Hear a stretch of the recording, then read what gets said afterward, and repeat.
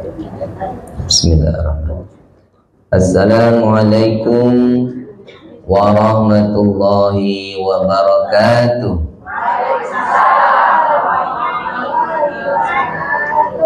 Alhamdulillahilladzi nahmaduhu wa nasta'inuhu wa nastaghfiruh wa na'udzu billahi min syururi anfusina wa min sayyiati a'malina.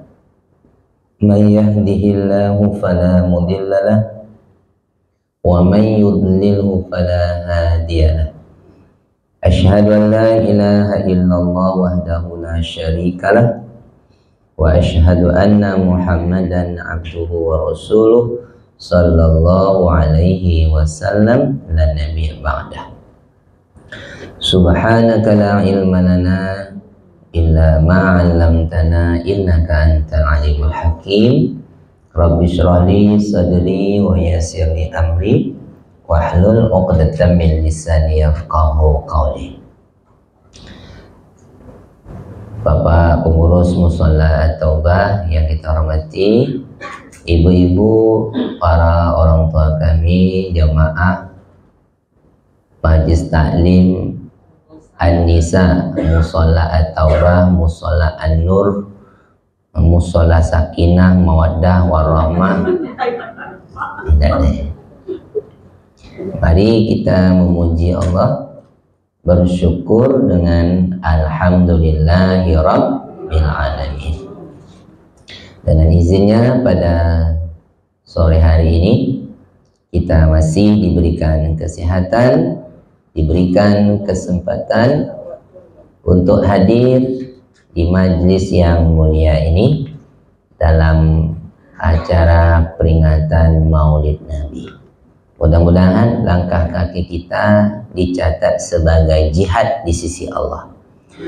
Bersolawat buat Nabi Allah Muhammad sallallahu alaihi wasallam. Allahumma salli ala sayyidina Muhammad wa ala ali sayyidina Muhammad. Assalamualaikum ya Rasulullah. Assalamualaikum ya Habiballah. 3 hari setelah pernikahan Abdullah dan Aminah, Abdul Muthalib memerintahkan Abdullah untuk berdagang ke Syam. Bisa nggak dibayangkan, Bu? Baru 3 hari menikah, lagi panas-panas, lagi asik-asik mandi. Akhirnya suami dapat tugas pergi berdagang ke Syam. Sementara perjalanan ke Syam itu 6 bulan. Bayangkan itu. Nah, walaupun hanya 3 hari setelah pernikahan, bulan depan sudah ada pembuahan. Istilah kita turun pelaminan. Selesai nikah langsung dapat. Itu top chair. Padahal ada orang sudah bertahun-tahun menikah, dah dapat anak. Ada juga yang tak ada pasangan, ada anak. Itu ya. Nah, ini istilah kita namanya turun pelamin.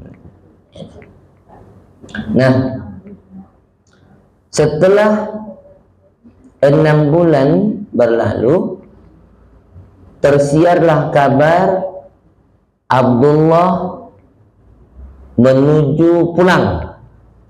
Senang tak hati, Bu? Tidak senang. Tapi ketika sampai di Madinah, karena perjalanan ke Syam itu, Bu, melewati Madinah. Jadi ada namanya di Ka'bah itu ada namanya sudut Hajar Aswad, sudut Iraqi, ada sudut Yamani. Ada Yamani, Syami, Iraqi. Yang sudut Syami ini arah ke Syam. Jadi perjalanan pulang itu melewati Madinah. Tapi ketika sampai di Madinah, Abdullah jatuh sakit. Diutuslah utusan untuk menjemput. Belum sampai utusan ke Madinah, Abdullah meninggal dunia. Bayangkan Bu, tadi rasa senang, akhirnya berduka. Coba, meninggal Abdullah ketika usia Rasulullah 6 bulan dalam kandungan. Bayangkan itu Bu.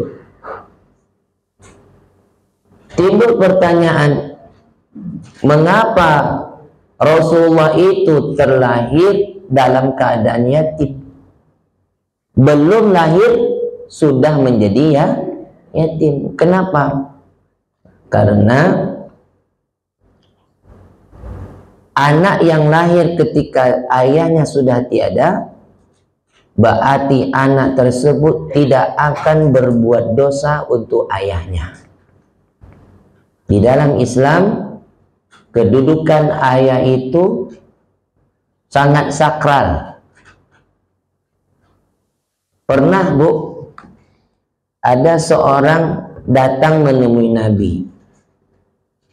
Lalu dia lapor, "Ya Rasulullah, apa hukumannya bagi orang yang mencuri?"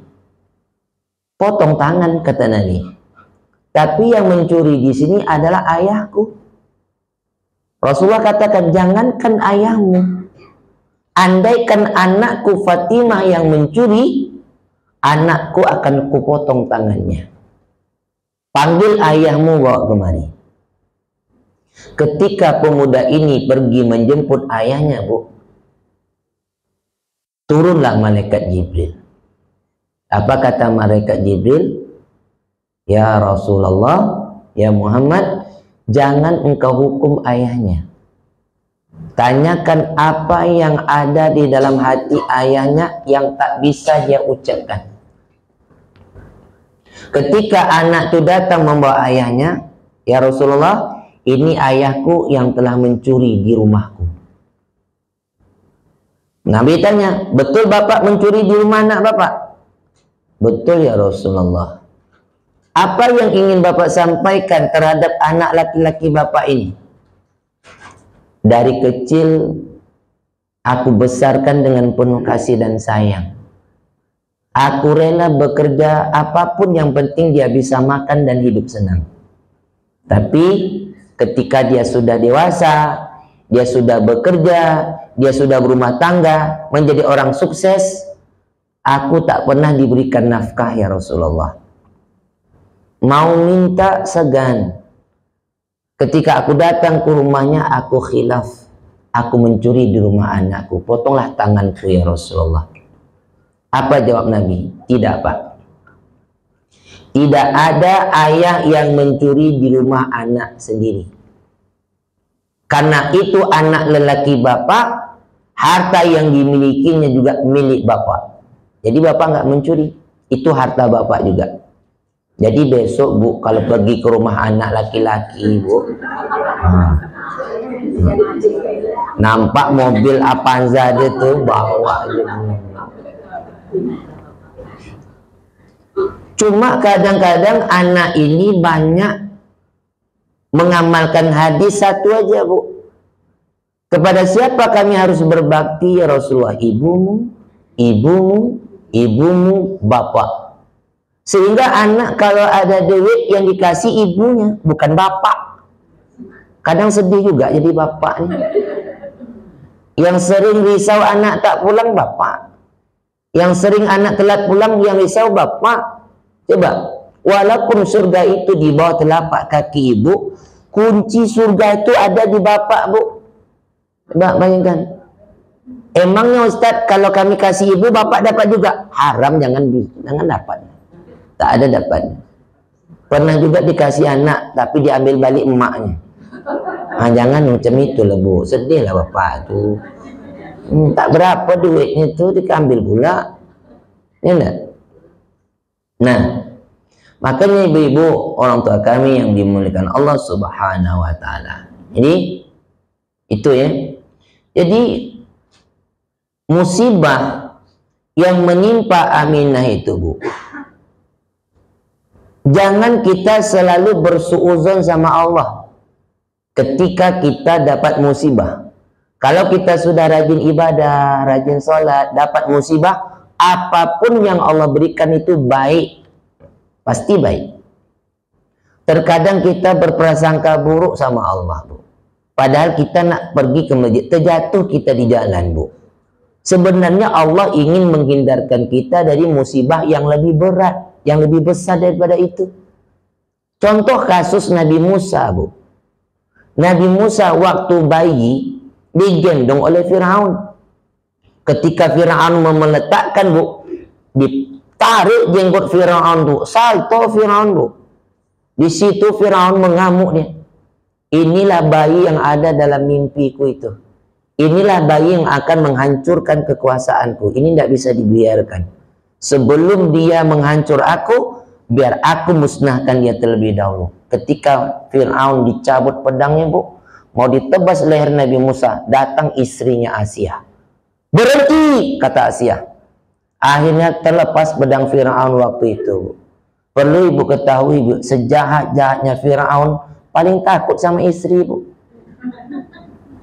Jadi kalau ada bapak-bapak takut sama istrinya, Firaun lah bapak. Apa kata Asia? Kamu mau membunuh Musa ya? Terjatuh aku tadi, Asia ditariknya. Mana mungkin dia punya kekuatan seperti itu? Kamu tak nampak, Asia? Pokoknya aku tak mau dia hidup, Asia, sebelum dia menghabiskan kekuasaanku. Dia belum berakal lagi, dia sudah ada akalnya, Asia. Sekarang begini aja lah, kita buktikan aja, betul dia sudah ada akal atau belum? Kita letakkan kurma, kita letakkan bara api. Kalau kurma yang dipilihnya, berarti dia sudah ada akal, bunuhnya dia. Tapi kalau bara api yang dimakannya, berarti dia belum ada akal. Akhirnya, Bu, Nabi Musa memakan bara api. Itulah yang menyebabkan lidahnya tuh cadel, telo, pelat, bahasa Awak. Allah berikan Nabi Musa ujian, lidah terbakar, tapi Allah hindarkan dari musibah yang lebih besar, tidak jadi dibunuh. Makanya, Bu, kalau kita diberikan ujian oleh Allah, jangan suuzon dulu. Berarti ada musibah yang lebih besar yang Allah hindarkan daripada kita. Sama halnya ketika Aminah, walaupun ujian terberat, suami meninggal dunia, tetapi, Bu, Allah tidak memberikan beban kepada Aminah ketika mengandungnya. Tidak merasa sakit, tidak banyak permintaan. Biasanya kalau ibu-ibu awal-awal 4 bulan, sebelum 4 bulan itu kan banyak permintaannya tuh, Bu. Sering mual lah, muntah lah, dekat laki tak boleh lah, pakai minyak wangi busuk lah, jauh-jauh dari suami, terlambat pulang rindu, dekat berkelahi. Kadang-kadang, Bu, aneh-aneh permintaan suami istri itu, Bu. Kenapa? Perubahan hormon. Ya enggak? Kadang-kadang udah tahu, Bu, istrinya mengandung, Bu. Apa kata istrinya? Bang, kepengen nak makan nasi goreng, Bang. Biarlah Bang beli. Tapi nasi goreng yang dekat Minas tuh, Bang. Dulu pernah kita makan di situ awal kita nikah. Kepengen pula nasi goreng di situ. Mungkin permintaan bayi nih, Bang. Oh, bekerjalah lakinya itu ke sana ke Minas, Bu. Bolak-balik 2 jam, Bu. 2,5 jam sampai di rumah. Dek, ini nasi goreng yang kita makan di Minas tuh. Apa kata istrinya? Abang aja lah makan. Aku pengen nengok abang makan aja ya. Mak, sakit hati lagi, Bu. Tapi memang itu adalah perubahan hormon. Aminah tidak merasakan hal itu, Bu. Kenapa? Walaupun suaminya meninggal dunia, musibah yang berat yang dialami seorang istri, tetapi sampai melahirkan brojol, Bu. Coba, begitulah ada hikmah di sebalik ujian itu. Nah, maka ketika sebelum Aminah itu lahir, Bu, ada seorang wanita namanya Suwaibah. Suwaibah ini budaknya Abdul Uzza. Abdul Uzza ini ibu tahu? Abu Lahab. Ya, nama kerennya Abu Lahab. Apa kata Abu Lahab? Wahai Suwaibah, Aku perintahkan engkau untuk menjaga adik iparku yang sedang hamil tua. Namanya Aminah. Suaminya Abdullah. Dan suaminya telah mati. Sekarang dia sebatang kara. Tolong engkau jaga dan rawat dia sampai dia melahirkan. Karena menurut hasil USG terakhir, tak lama lagi dia melahirkan. Anggap aja lah Bu Rizky. Apa kata Suhaibah? Baiklah Tuan. Suhaibah, nanti kalau dia sudah melahirkan, tolong kabar ke rumahnya. Baiklah. Nah, ketika lahirnya Rasulullah Muhammad SAW, Suhaibah tadi Bu melaporkan kepada Abu Lahab. Wahai Tuan Abu Lahab, adik iparmu telah selamat melahirkan. Senang hati Abu Lahab Bu. Emangnya anak yang lahir itu laki-laki atau perempuan? Kenapa ditanya Bu? Orang Arab jahiliyah dulu tak senang punya anak perempuan. Bagi mereka anak perempuan itu aib. Mereka menjadi cacat keturunan mereka kalau dapat anak perempuan itu. Bahkan banyak di antara kaum jahiliyah dahulu membunuh anak perempuannya hidup-hidup. Karena malu. Ya, beda dengan orang sekarang. Senang dengan anak perempuan. Nanti kalau datang meminang, maharnya mahal-mahal. Apa kata Suhaibah? Anak yang lahir itu laki-laki Tuan Abu Lahab. Mendengar itu Bu, hati Abu Lahab bukan main senang. Apa kata Abu Lahab? Suhaibah, mulai detik ini, saat ini juga engkau kubebaskan. Engkau tak lagi menjadi budakku. Bayangkan Bu. Saking senangnya Abu Lahab mendengar kelahiran keponakannya laki-laki. Singkat cerita, matilah Abu Lahab dalam keadaan kafir. Ada saudaranya Abbas masuk Islam. Abbas masuk Islam, Abu Lahab mati dalam keadaan kafir. Bermimpilah Abbas bertemu Abu Lahab dalam mimpinya. Apa kata Abbas? Wahai Abu Lahab, apa kabarmu di dalam neraka?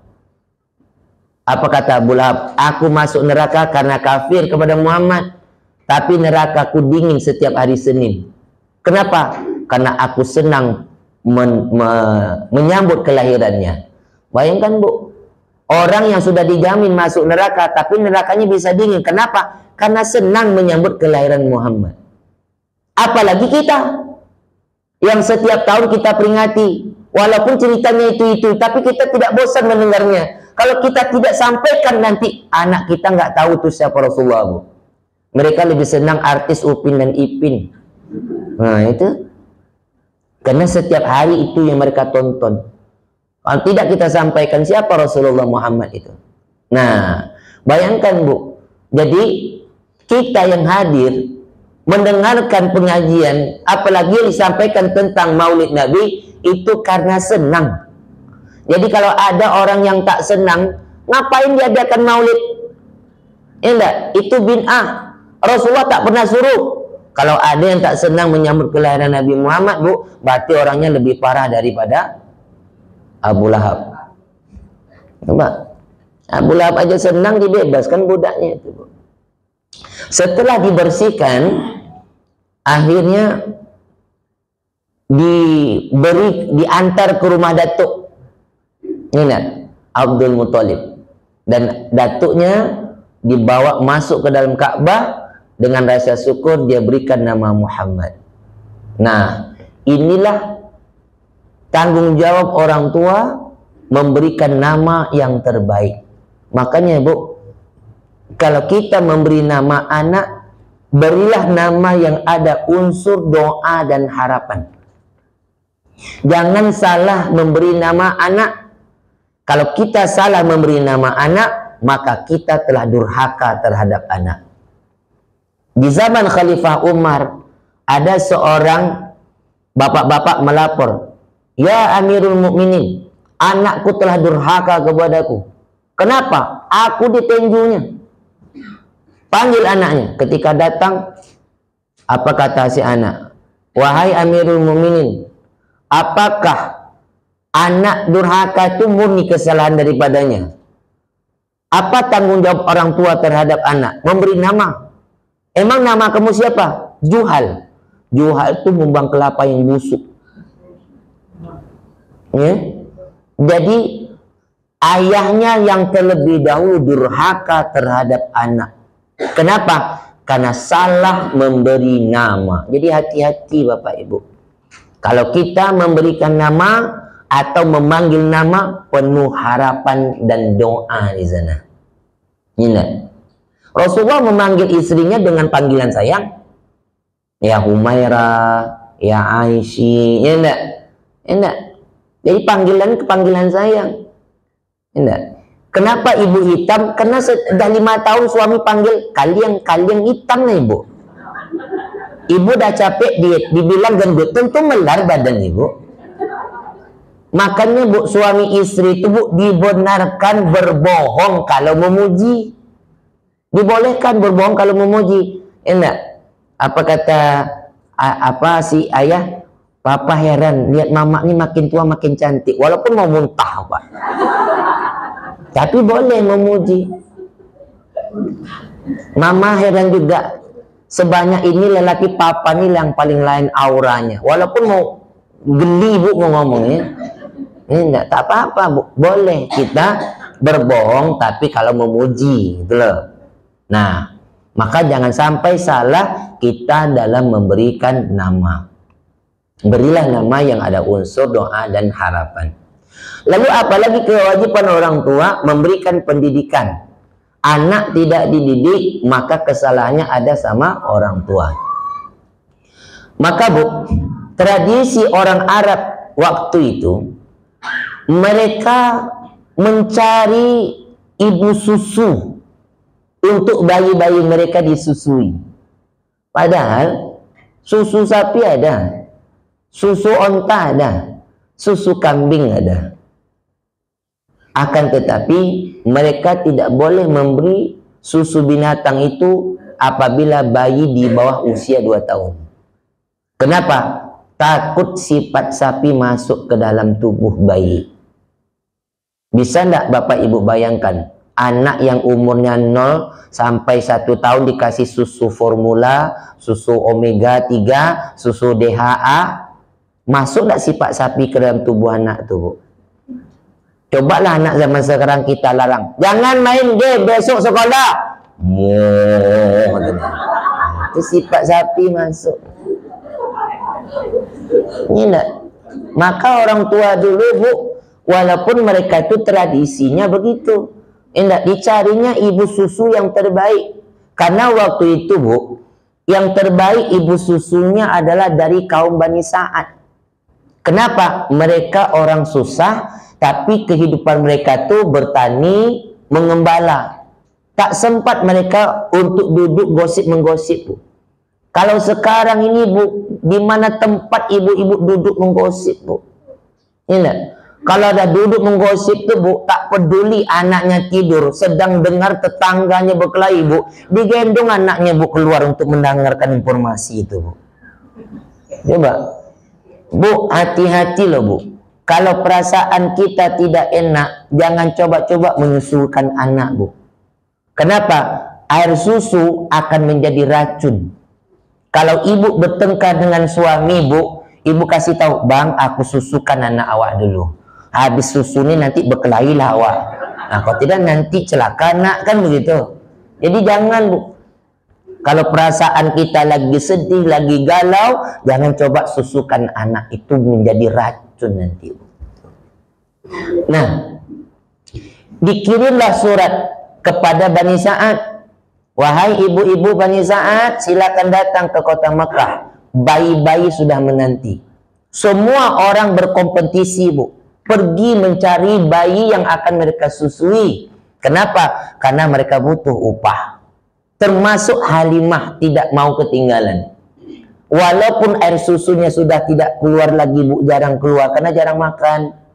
Walaupun susu ontanya sudah tidak mengeluarkan susu lagi, Bu, keledainya sudah tidak kuat, tapi Halimah tetap juga berangkat. Tapi teman-teman Halimah, mereka sudah sampai duluan, Bu. Semuanya mata mereka tertuju kepada Rasulullah. Ini bayi siapa? Bayiku, kata Aminah. Siapa namanya? Muhammad. Mana ayahnya? Ayahnya sudah meninggal waktu dia masih dalam kandungan. Ngedrop semua orang, Bu. nggak mau mereka mengambil bayi anak yatim. Karena mereka tahu bahwasanya upah dari anak yatim ini kecil. Jadi mereka tuh semua mengambil bayi-bayi yang besar upahnya. Halimah terlambat, yang tersisa cuma satu, Nabi Muhammad SAW. Maka ketika Halimah bertanya, ini bayi siapa bu? Bayiku, kata Bu Aminah. Siapa namanya? Muhammad. Mengapa orang-orang tadi tidak mau mengambil dia? Dianya anak yatim. Langsung ngedrop Halimah, bu. Apa kata Halimah? Bu Aminah, minta maaf ya. Sebenarnya sayalah orang yang paling susah. Sayalah orang yang paling butuh banyak upah. Kenapa? Air susuku sudah tak mengeluarkan susu lagi. Aku butuh makanan. Anakku saja berhari-hari menangis. Kena kelaparan. Karena air susuku sudah tidak keluarkan asinya lagi. Jadi minta maaf ya Bu Aminah. Nggak jadi loh bu. Akhirnya Halimah nggak jadi mengambil Rasulullah waktu itu bu. Nah setelah dalam perjalanan Halimah tak tenang pikirannya bu. Lalu dia sampaikan kepada suaminya. Apa kata Halimah bu? Beb. Anggap aja lah bu. Kasihan kita tengok Muhammad anak yatim itu ndak ada orang yang mau mengambil disusui. Ya enggak? Apa kata suaminya? Lebih kasihan kita pulang tak ada bawa bayi. Lalu bagaimana nih? Udahlah kita bawa aja lah. Ya enggak? Kecil-kecil lah upah daripada pulang tangan kosong. Inilah asal mulanya bu, daripada pulang tangan kosong. Tidak ikhlas. Bu. Untuk menyampaikan ikhlas itu bu, hanya Allah aja yang tahu ikhlas itu. Ikhlas itu muncul apabila sudah ada keajaiban, baru bisa ikhlas. Tapi orang tidak akan bisa ikhlas. Kenapa? Karena ikhlas dengan riya ini bu, seperti kulit bawang tipis. Sama dengan hal orangnya sekarang bu, zaman sekarang bu. Mana kadang orang bisa ikhlas? Banyak orang yang ibadahnya suka pamer. Umpamanya bu, besok mau puasa, di fotonya postingan berbuka mau sahur bu, di fotonya diupload di Facebook bu. Insya Allah besok puasa ya guys. Ya kan? Meskipun dengan seadanya, ya enggak? Mudah-mudahan berkah ya guys. Boleh enggak kita posting seperti itu bu? Ya? Anggaplah tak boleh. Anggaplah tak boleh bu. Tetapi bu, kalau ada orang yang melihat postingan kita, butuh puasa, aku besok puasa lah. Dapat pahala enggak kita bu? Tertutup juga yang namanya ria itu bu. Tertutup juga pamer. Enggak? Kadang-kadang orang tuh pamer gini bu. Waktu puasa kan udah tahu acara arisan. Pergi rumah kawan tuh acara makan-makan. Duduk dia paling sudut. Kawan ngomong, bu makan kita. Aku puasa. Ya kan? Itulah kadang bu. Tanpa kita sadari, kadang-kadang ibadah kita ini bercampur. Bukan hanya ikhlas, kadang campur dengan riya, pamer. Kadang-kadang mau tahajud dibangunkan dan nanya, "Nak bangun nak, tolong videokan mama mau tahajud." Nanti waktu mama sholat ngomongnya, "Ya Allah mama rajinnya tahajud mama," kan gitu kan. Habis itu diposting pula bu. Setelah posting ditengok berapa yang like, berapa yang komennya enggak. Anggap salah. Tapi kalau ada orang yang terikut motivasi untuk ibadah gara-gara kita, dapat pahala enggak? Jadi susah bu. Pokoknya buat aja lah. Soal ikhlas tak ikhlas, pokoknya kenapa yang buruk-buruk diposting orang, ditonton orang, kenapa yang baik-baik tidak kita mau posting? Ada orang tidak ikhlas bu. Enggak, susah kita nak bilang ikhlas tuh payah bu. Ibu jangan pikir kami ustaz-ustaz ni ikhlas, Allah aja yang tahu bu. Nah, ustaz-ustaz ni kadang habis ceramah kan dia cepat-cepat pulang tuh bu. Biar dia kejar tuh bu. Kalau tak kejar melambat ustaz tuh. Enggak.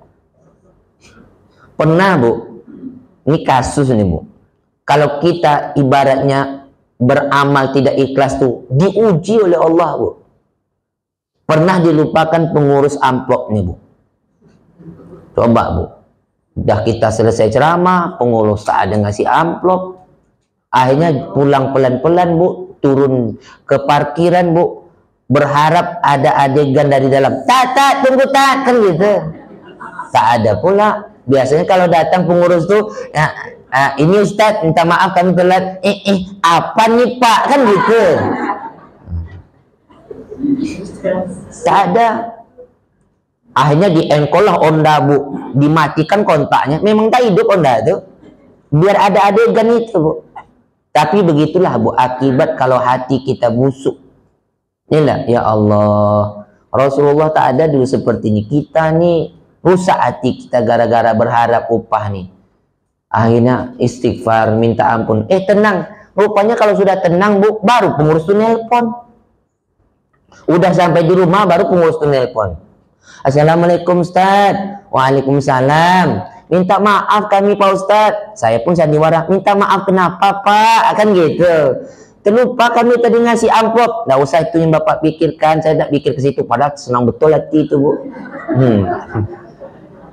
Kami hantarlah ke rumah Pak Ustadz. Jangan Pak, ini udah malam. Tapi kalau Bapak maksa saya tunggu. Padahal tak ada orang tuh masa-masa. Siapa bilang kami ini ikhlas, Bu? Allah aja yang tahu. Coba imam tuh kalau sempat tak dibayar 3 bulan, Bu, berubah suara imam tuh, Bu. Ayat ini baca pun ayat pendek-pendek aja. Tapi kalau udah cair 3 bulan panjang ayat itu, Bu. Semangatnya itu. Mana bisa kita bilang ikhlas? Enggak. Coba Ibu kalau kerja di rumah tetangga ada rewang pesta, Bu. Ya enggak? Rupanya kerjanya masak rendang. Selesai acara rendangnya berlebih. Apa kata yang punya tuan rumah? Bu, nanti Kak pulang bawalah rendang tuh masih ada nanti untuk di rumah. Apa kau nipi? Enggak benar gitu kan? Oh enggak. Kan udah makan tadi kakak, tak apa-apalah Kak untuk di rumah aja kan, itu rendang masih banyak. Nggak enak hati kakak macam itu, bawa aja lah, nggak usah lah. Coba kalau tak ditawarkan, Bu, sampai di rumah tuh nggak ada otak si Upi itu, 10 kilo rendang tak dikasihnya awak, Allah aja yang tahu, Bu. Ada orang tidak apa, Bu, tidak pamer tapi bisa sum'ah. Sum'ah itu, Bu, senang didengar. Dia mau didengar aja kata-katanya. Enggak, senang dipuji. Itu sum'ah. Ada kawan ngomong, Bu Haji, iya, tadi saya pulang telat dari masjid. Terus saya dengar bapak-bapak cerita tentang Bu Haji. Cerita tentang saya, memang cerita tentang apa? Masya Allah, Bu Haji paling banyak menyumbang di musola kita rupanya. Astagfirullahalazim. Itu yang mereka ceritakan. Iya, emang mereka cerita apa-apa saja.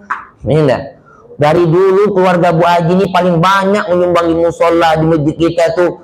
Oh ya Allah, padahal saya ikhlas loh. Emang waktu cerita bapak-bapak sana banyak enggak orangnya? Itu sum'ah itu, Bu. Senang dipuji. Ada pula orang ujub. Ujub tuh bangga dengan diri sendiri. Orang nggak ada. Sejak aku yang menjadi pengurus masjid, ramai orang datang. Banyak pembangunan. Tak ada pembangunan seperti pengurus-pengurus lain. Itu ujub itu. Ini. Ada orang tidak pamer, tidak sum'ah, tidak ujub. Kalau menyumbang selalu pakai hamba Allah. Dapat pula ujian. Ditanya pula kawan, Pak Haji, ya, ada masalah Pak Haji dengan pengurus musola? Masalah apa pula? Dalam 2 bulan ini tidak ada nama Pak Haji tertulis sebagai donatur. Tutup mulut kau ya. Itu yang hamba Allah aku semua tuh. Tersebut pula kan. Mana bisa kitanya. Susah. Jadi pokoknya, Bu, buat sajalah. Soal ikhlas tak ikhlas, itu Allah aja yang tahu. Halimah awalnya tidak ikhlas.